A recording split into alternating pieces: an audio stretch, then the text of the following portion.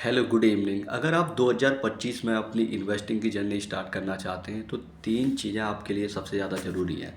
पहला है आपकी इनकम, दूसरा आपकी सेविंग और तीसरा है आपकी इन्वेस्टिंग। तो सबसे पहले इनकम की बात करते हैं। अगर आपके पास कोई इनकम है, एक ऑपरेटिंग इनकम है, तो आप उससे एक कुछ पैसा अर्न कर सकते हैं।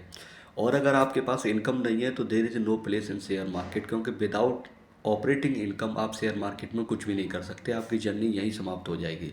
तो देखिए, ज़रूरी है कि आपके पास कोई ना कोई एक ऐसी ऑपरेटिंग इनकम होना चाहिए जिससे आपके पास हर महीने कोई ना कोई कैश फ्लो का सोर्स होना चाहिए।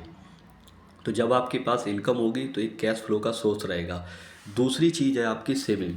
तो सेविंग क्या है कि इंडिया जाना जाता था सेविंग के लिए। जब अपने फाइनेंस मिनिस्टर हुआ करते थे अरुण जेटली जी, तो उस टाइम पे जो इंडिया की सेविंग थी वो one of the higher side थी। लेकिन आज के समय पे देखेंगे, जैसे जैसे इंडिया में जो डेट का ग्रोथ है, जो लोन लेने का सिस्टम बढ़ता जा रहा है, वो कहीं ना कहीं हम इंडियंस की जो सेविंग्स है उसको डाउन किए जा रहा है। तो मैं खुद एक बैंक में जॉब करता हूँ। मेरे को 12 साल क्रेडिट अंडर राइटिंग और क्रेडिट अप्रेजल का एक्सपीरियंस है। लोन्स अप्रूव करना, ये सारी चीज़ें मैं करता हूँ। तो मैं जानता हूँ कि बैंक किस तरीके से काम करता है। देखिए, जनरली आप एफडी के थ्रू या सेविंग अकाउंट के थ्रू अपना पैसा बैंक के पास रखते हैं और बैंक उसी पैसे को हायर रेट पे लोगों को लोन पे देता है। तो बैंक इसी से अपनी अर्निंग करता है। आपके पैसे का ऐसा तो है नहीं है कि बैंक कोई दान वगैरह के लिए यूज करता हो। तो बैंक अपना जो बिजनेस है वो इसी तरीके से चलाता है। तो आपके पास सेविंग का होना बेहद ज़रूरी है। अगर सेविंग होगी तो आप कुछ एक्स्ट्रा कर सकते हैं। तो मेरा मानना यह है कि बचत मध्यम वर्गीय परिवार का तरक्की का एक रास्ता है। अगर आप जितना बचा लेंगे वही आपकी तरक्की है। तो डेट के बारे में अगर मैं बात करूं तो इंडिया में एक ट्रेंड है कि 25 पे शादी, 28 पे बच्चे और 30 तक पहुंचते पहुंचते उस लड़के के पास कहीं ना कहीं से आप देखेंगे कि या तो होम लोन आ जाएगा या कार लोन आ जाएगा। तो फिर वो एक डेट डेट ट्रैप में फंस जाता है और बाकी का जितना भी या उसका सैलरी का या जो भी अर्निंग्स होती है उसका जो मेजॉरिटी ऑफ द पोर्शन होता है वो ई एम आईज वगैरह में चला जाता है। बहुत सारे लोगों के पास तो क्रेडिट कार्ड्स भी होते हैं, तो वहाँ पर भी वो अपनी ई एम आई वगैरह पेड करते रहते हैं। तो मेरा मानना है कि आपके पास डेट बहुत कम होना चाहिए, ना हो। अगर आप डेट फ्री हैं तो सबसे बढ़िया चीज़ है।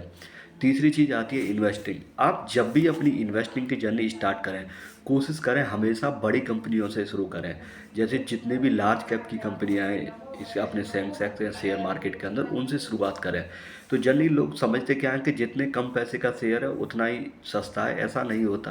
आप हमेशा चाहें पे उसका शेयर का प्राइस ज़्यादा हो, लेकिन हमेशा ब्लू चिप कंपनियों में इन्वेस्ट करें। क्योंकि जब आप अपनी जर्नी ब्लू चिप कंपनियों से शुरुआत करेंगे, बड़ी कंपनियों में करेंगे, तो आपका जो पैसा है भले ही वो 8% या 10% से ग्रो करेगा, लेकिन उसमें जो डूबने के चांसेस है या जो लॉस के चांसेस है वो बहुत ही कम रहेंगे। तो अपना जो अर्निंग्स है, जो अपनी इन्वेस्ट, वो लार्ज कैप से ही शुरू करें। तो लार्ज कैप में ज़्यादातर जो कंपनियां होती हैं वो आपकी उनके नाम या ब्रांड आपने कभी ना कभी यूज किए होंगे या आप यूज टू होते हैं उनसे, उनसे जानते हैं।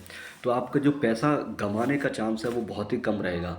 और आपके पास एक अपॉर्चुनिटी रहेगी कि आप अपने आप को ज़्यादा से ज़्यादा पढ़ के या रीड करके ग्रो कर सकते हैं, समझ सकते हैं कि किस तरीके से कंपनियां अपना रिजल्ट्स निकालती हैं। उनको जो क्वार्टरली रिजल्ट्स वगैरह होते हैं उनके थ्रू आप अपनी नॉलेज को बढ़ा सकते हैं। जब आपको लगे, जब एक कंफर्ट आपको आ जाए शेयर मार्केट में, तब आप जो मिड साइज़ है या स्मॉल साइज़ की कंपनी उनमें भी अपनी पोजीशन बना सकते हैं। तो जो सबसे ज़्यादा इंपॉर्टेंट थिंग्स है मेरा मानना है वो है इनकम। तो आपके पास एक ऑपरेटिंग इनकम का होना बेहद ज़रूरी है। सेकंड एस्पेक्ट है आपका सेविंग। सेविंग के साथ आपको डेट फ्री होना चाहिए।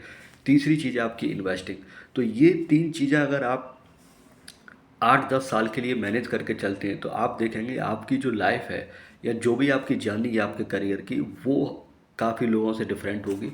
वो एक अलग ही मुकाम पे पहुंच जाएगी। चाहे आप जो भी बनना चाहते हैं, जो भी करना चाहते हैं, आपकी ऑब्जेक्टिव 10-12 साल के लिए, मेरा माना है शुरुआत में 40 तक अपनी लाइफ को इसी तरीके से निकालिए।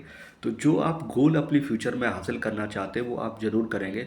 तो इन्वेस्टिंग के ये तीन ऑप्शन हैं, जो तीन फेजेस हैं, इनके बारे में आपको ज़रूर सोचना चाहिए if you want to start your journey in 2025। Thanks for listening, signing off, bye.